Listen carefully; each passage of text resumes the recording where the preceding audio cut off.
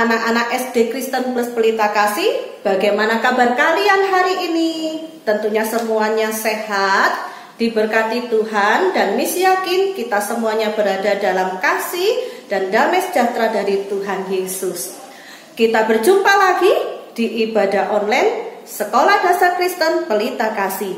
Kita siapkan hati kita, pikiran kita, dan telinga kita. Kita akan beribadah dengan sungguh-sungguh, dengan sikap yang baik untuk kita datang kepada Tuhan. Mari kita awali dengan berdoa. Tuhan Yesus yang baik, Bapa yang sangat mengasihi kami semuanya, sungguh hati kami bersyukur buat segala kemurahan Tuhan yang ada di dalam hidup kami, buat kehidupan yang Tuhan karuniakan kepada kami, untuk keluarga yang sangat mencintai kami, juga untuk sekolah di mana kami boleh bertumbuh bersama. Tuhan Yesus, hari ini kami akan beribadah bersama-sama. Kiranya Tuhan berkenan memberkati ibadah kami dari awal hingga akhirnya. Dari puji-pujian yang kami naikkan, biarlah semuanya menjadi persembahan yang indah bagi Tuhan. Juga firman Tuhan yang akan kami dengarkan. Biarlah firman-Mu boleh berakar di dalam hati kami dan membuahkan hasil yang manis. Terima kasih ya Tuhan, terpujilah nama-Mu Bapa. Di dalam nama Tuhan Yesus kami sudah berdoa. Amin. Anak-anakku sekalian, di dalam hidup kita sehari-hari, kita sering menjumpai satu keadaan di mana kita itu dihadapkan pada sebuah pilihan. Pilihan apa ya? Pilihan untuk kita berbuat baik atau pilihan untuk kita berbuat salah. Contohnya apa ya? Oh iya, Miss ingat. Waktu kecil, Miss pernah loh seusia kalian itu, waktu di kelas, ulangan matematika waktu itu. Aduh, ini soal kok sulit sekali ya. Temennya Miss bisik-bisik, Ruth, nyontek, tak kasih contekan, ini loh bagus jawabanku, pasti betul. Wah, Miss mikir, nyontek atau tidak. Kadang itu sampai ngitung kancing ya, nyontek enggak. Nah, itu pilihan yang sulit tentunya. Di satu sisi kita nggak bisa kerjakan ulangan, tapi kalau kita nyontek itu juga salah di hadapan Tuhan. Wah, ini saatnya kita membuktikan sebagai anak Tuhan, kita harus berani tampil beda. Kalau teman kita mengajak berbuat salah, kita katakan no, tidak mau. Ayo anak-anak, ada satu lagu yang akan mengingatkan kita bersama untuk kita berani tampil beda. Kalau ada godaan si iblis, kita tolak dalam nama Yesus. Mari kita akan nyanyikan lagu ini bersama-sama.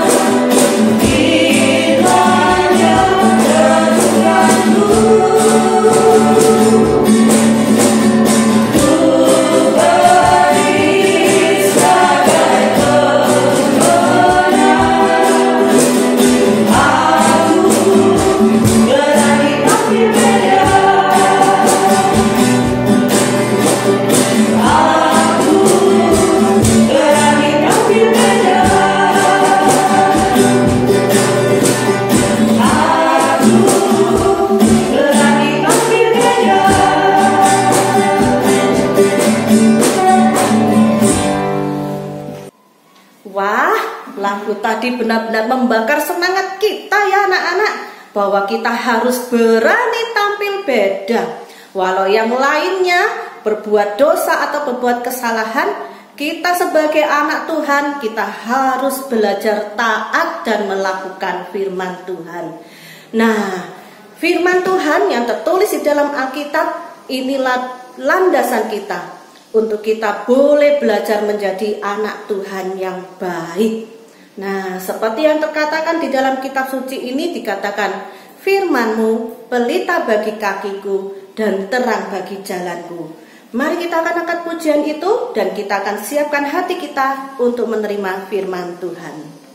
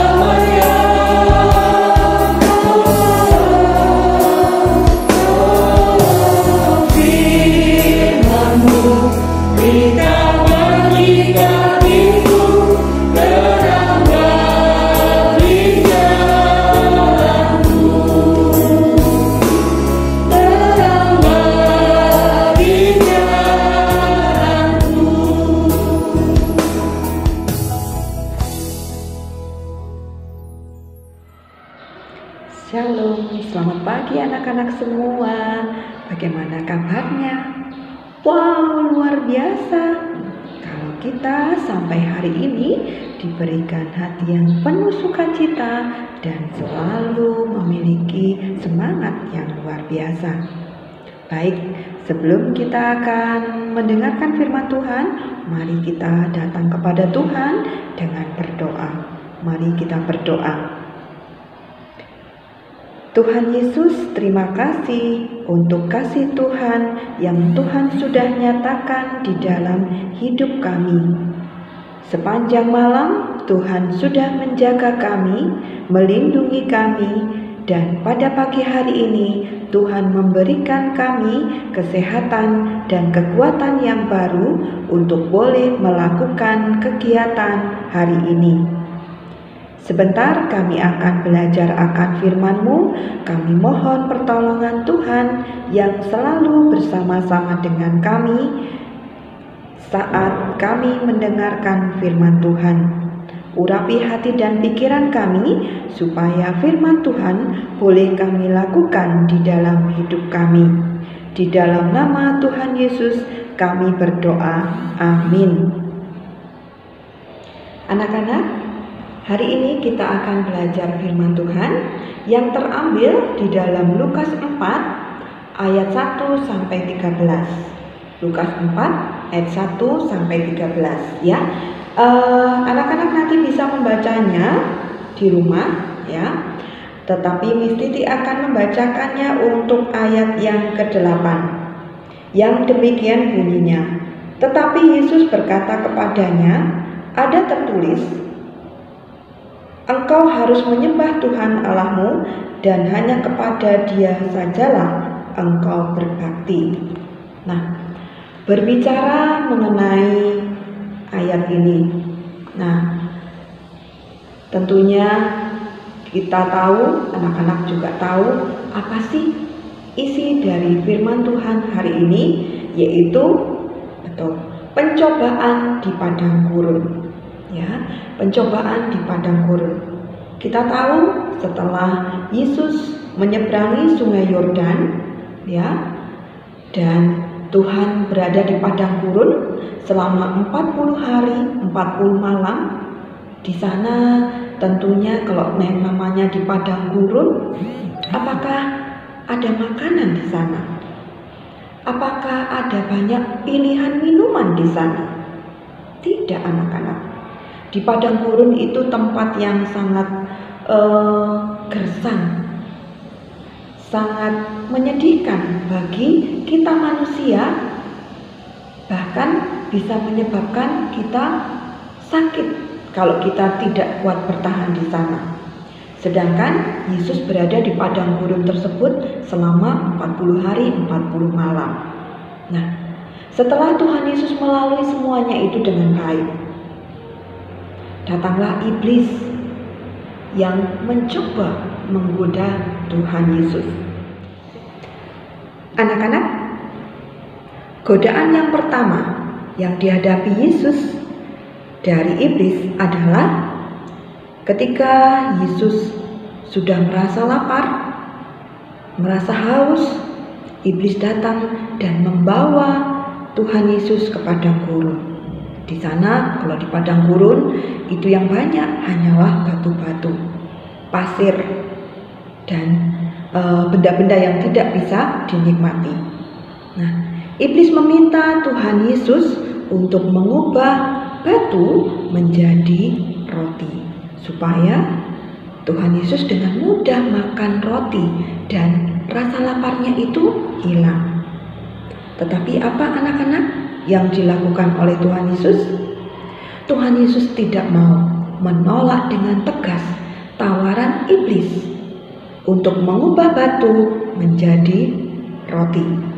Karena di ayat 4 disebutkan manusia tidak hidup dengan roti saja. Nah, itu di ayat 4. Selanjutnya, godaan yang kedua. Karena iblis merasa godaan yang pertama ini sudah gagal, langsung iblis membawa Tuhan Yesus ke tempat yang tinggi. Di sana iblis menunjukkan semua kerajaan dunia yang wow, sungguh indah. Dan itu kalau manusia melihatnya, semuanya terpesona. Dan iblis meminta Tuhan Yesus untuk menyembah iblis supaya semua kerajaan dunia itu menjadi milik Tuhan Yesus. Engkau akan memiliki semuanya ini jika engkau mau menyembah aku, itu kata iblis. Tetapi apa yang dilakukan Tuhan Yesus? Sama dengan godaan yang pertama, Tuhan Yesus pun juga menolak godaan iblis yang kedua ini. Dengan tegas disebutkan di ayat ke-8 bahwa engkau harus menyembah Tuhan Allahmu dan hanya kepada Dia, kepada Tuhan saja engkau berbakti. Wah, iblis ini mulai berpikir lagi. Godaan yang pertama gagal, godaan yang kedua juga gagal. Iblis berpikir apa yang harus dilakukan. Kemudian iblis membawa Yesus lagi, mengajak Yesus ke Yerusalem. Yesus dibawa ke tempat bait Allah yang sangat tinggi. Wow, untuk apa? Nah, iblis meminta Tuhan Yesus supaya Tuhan Yesus menjatuhkan dari tempat yang tinggi tersebut. Apa yang dilakukan Tuhan Yesus? Betul, seperti godaan pertama ditolak dengan tegas. Godaan yang kedua ditolak juga dengan tegas. Nah, godaan yang ketiga, hebat. Betul jawaban anak-anak, ditolak lagi oleh Tuhan Yesus dengan tegas juga. Nah, inilah yang dilakukan Tuhan Yesus ketika mendapatkan godaan. Nah, anak-anak, belajar dari firman Tuhan hari ini. Sering kita menghadapi godaan-godaan. Godaan-godaan apa yang sering kita lihat, bahkan kita alami sendiri loh. Nah, sering kita jumpai di antara kita. Ayo kita coba melihat diri kita sendiri. Hari ini adakah yang PH atau tugas cukup banyak? Apakah sudah belajar? Apakah sudah diselesaikan tugasnya dengan baik? Nah, ternyata ada loh yang jawabannya, aku males belajar, aku maunya tidur. Karena seharian kemarin kan aku sudah belajar online, memegang HP, mengerjakan tugas. Jadi untuk besok, PH besok aku tidak usah belajar ya, Ma. Aku capek, aku pengen tidur, aku malas, saya ingin santai-santai saja, Ma. Karena saya bisa loh besok menyontek. Kan Miss dan Mister tidak tahu kalau di rumah saya menyontek. Nah, adakah yang seperti itu? Hari ini ada PH atau kemarin ada PH, anak-anak banyak yang mencontek, melihat buku, bertanya kepada teman, nomor 8 apa jawabannya? Nomor 10, ayo dong, waktunya sudah mepet ini. Tanya kepada temannya, menyontek temannya, atau mencari-cari di Google. Padahal semua bahan yang diberikan Miss dan Mister itu ada semua di buku, di modul. Tetapi karena malas belajar, anak-anak hanya melalui HP, tanya kepada temannya, melihat buku. Nah, atau ada juga yang hari ini atau kemarin-kemarin suka mengambil uangnya mama di dalam tas, atau kelihatan di dompet, atau kelihatan di atas kulkas, di atas meja. Aku ambil deh sedikit. Aku mau beli coklat, saya mau beli es krim, pasti mama nggak tahu. Nah, diambillah uang belanjanya mama, sedikit, tapi itu mencuri loh ya. Nah, atau ada yang suka marah-marah, mengancam adiknya, mengancam kakaknya, awas loh Kak, jangan bilang-bilang nanti. Jangan bilang mama kalau tadi aku nggak belajar. Awas ya, nah, atau marah-marah ketika diingatkan. Contoh godaan yang lain yaitu suka berantem, suka bertengkar dengan teman di sekitar rumah, di tetangga, atau teman sekolah, baik melalui fisik maupun juga gadget bisa. Saling mengejek, saling menghina, bahkan bertengkar dengan adiknya, dengan kakaknya, dengan saudara sepupu atau yang lain. Nah, itu adalah macam-macam atau hal-hal yang sering kita jumpai di sekitar kita, bahkan di dalam diri kita sendiri. Itu godaan-godaan yang harus kita lawan. Kita harus bisa seperti Tuhan. Bagaimana caranya? Yaitu yang pertama, kita harus bersikap tegas. Tegas untuk apa? Yaitu tegas menolak setiap godaan. Godaan untuk malas belajar, godaan untuk menyontek, godaan juga untuk mengambil uang, marah-marah, mengancam, atau bertengkar. Dan yang terakhir yang penting, hal yang harus kita lakukan ketika kita mendapatkan godaan itu, kita harus berdoa kepada Tuhan, meminta pertolongan Tuhan supaya Tuhan memberikan kekuatan bagi kita untuk bisa melawan semua godaan. Siap anak-anak? Melawan setiap godaan di dalam hidup kita? Luar biasa. Puji nama Tuhan, biarlah mulai hari ini kita bisa menahan semua godaan di dalam hidup kita. Kita semuanya sudah bersama-sama mendengarkan firman Tuhan. Miss yakin kalian semuanya di rumah, mungkin kalian beribadah dengan adik atau kakak kalian atau dengan orang tua kalian, kita bisa belajar dan mendapat berkat dari firman Tuhan yang sudah disampaikan. Anak-anak harus ingat, belajar memiliki iman yang teguh, menahan setiap godaan apapun yang ada, supaya kita bisa belajar menjadi anak Tuhan yang semakin hari semakin baik. Mari kita akan tutup ibadah kita hari ini. Kita lipat tangan bersama-sama, kita akan berdoa. Ya Tuhan, terima kasih bila ibadah ini sudah selesai. Kami sungguh bersyukur buat kesempatan di mana kami boleh belajar, duduk diam, mendengar firman Tuhan. Biarlah setiap firman yang kami dengar tidak berlalu dengan sia-sia, tetapi boleh kami masukkan di dalam hati dan pikiran kami, dan terus kami gunakan untuk kehidupan kami sehari-hari ya Tuhan.